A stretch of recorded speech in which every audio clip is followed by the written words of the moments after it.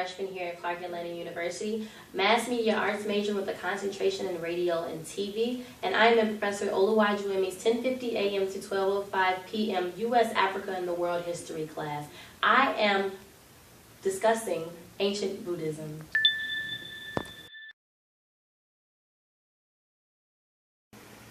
Today's topic is ancient Buddhism. Now, if you didn't know, ancient Buddhism was established in northern India in around 500 BC. It began with a prince by the name of Siddhartha Gautama, commonly known as the Buddha. The image you are about to see is the earliest depiction of what Buddha might have looked like during his time.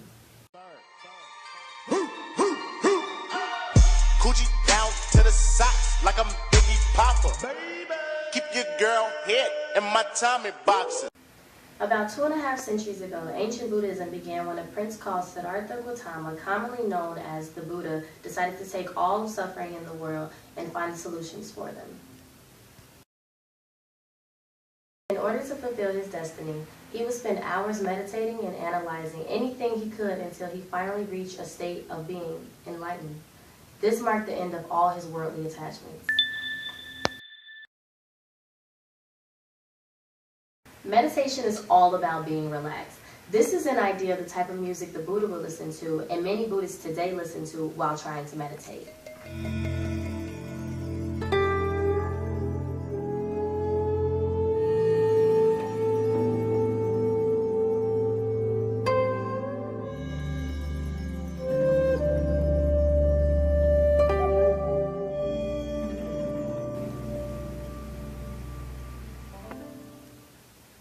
Rolling. Oh, hello again. Again, that was the meditation music that often would be played while practicing Buddhist meditation. What a lot of people don't realize is that Buddhism isn't monotheistic nor polytheistic.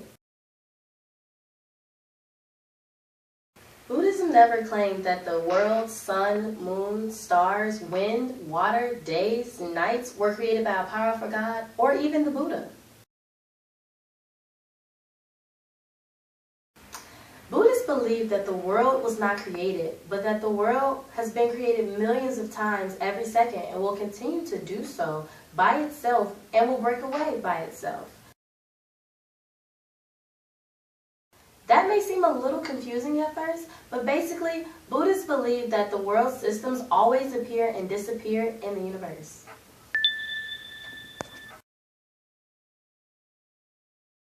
Buddhism goes beyond the religion and is more of a philosophy or way of life. The Buddhist path can be summed up as to lead a moral life, be mindful and aware of thoughts and actions, and to develop wisdom and understanding.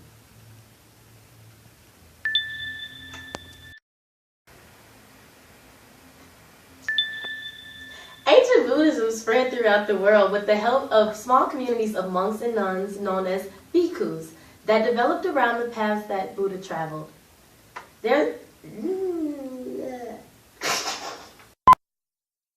These missionaries were extremely helpful.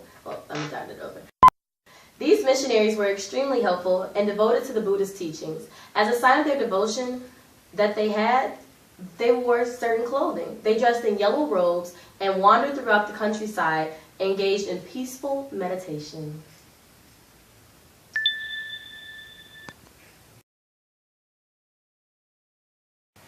In the 3rd century BCE, various determined leaders built the Mauryan Empire and engaged in many horrendous battles in order to extend its boundaries of control.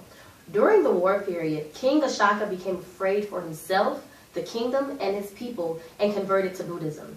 After his conversion, he adopted the Buddhist code of non-violence and renounced all warfare and incorporated Buddhist practices and teachings in his ruling. King Ashoka wanted to spread the religion called Buddhism. Because King Ashoka wanted to spread Buddhism, he encouraged the bhikkhus to travel throughout the kingdom and share the Buddhist teachings.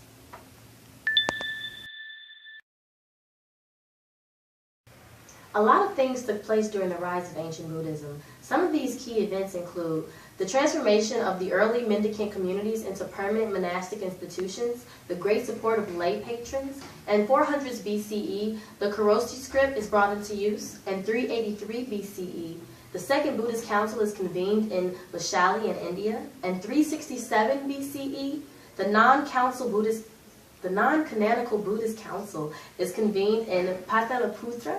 In 250 BCE, the Third Buddhist Council is convened by King Ashaka in Pataliputra. In 220 BCE, King Ashaka's missionary Mahinda visits Sri Lanka and Theravada, and Buddhism is introduced in the country. In 180 BCE, under the rule of Greco-Patrician King Demetrius, Buddhism develops rapidly.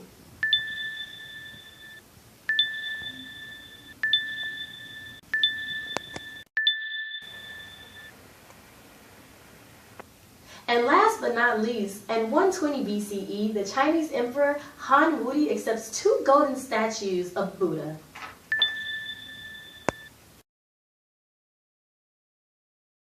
Buddhism was practiced heavily.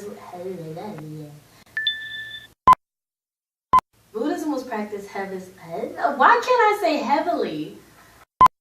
Buddhism was practiced heavily in India, Tibet, and Japan. As I stated before, the government was involved because some rulers adopted some of the teachings and practices and/or fully converted to Buddhism. Over time, there were no new developments or changes to this religion.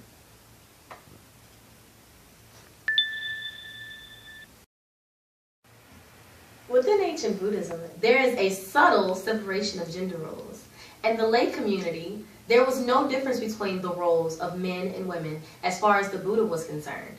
Although women were extremely dependent on the male figures in their family, they were allowed to travel the roads, live alone in the forest, beg for alms in the cities, preach to citizens, debate with other heretics, discuss the teachings with others, attain enlightenment, ordain each other, and compose poems that are used in present-day practices.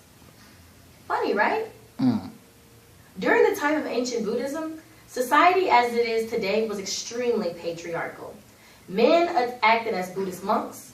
Men were also seen as being closer to achieving nirvana than women. Yes, some of these gender roles were interchangeable. The men were allowed to preach to citizens and debate to other heretics and ordain each other as well.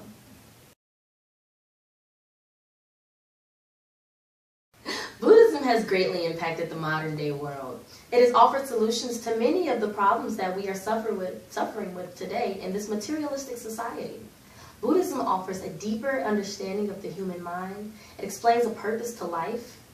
It explains apparent injustice and inequality around the world and provides a code of practice or way of life that leads to true happiness. Yes, this ancient Buddhism is still practiced heavily today throughout the world.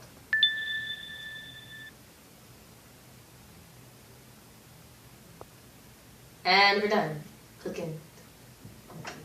Alright, I got it. You lying motherfucker.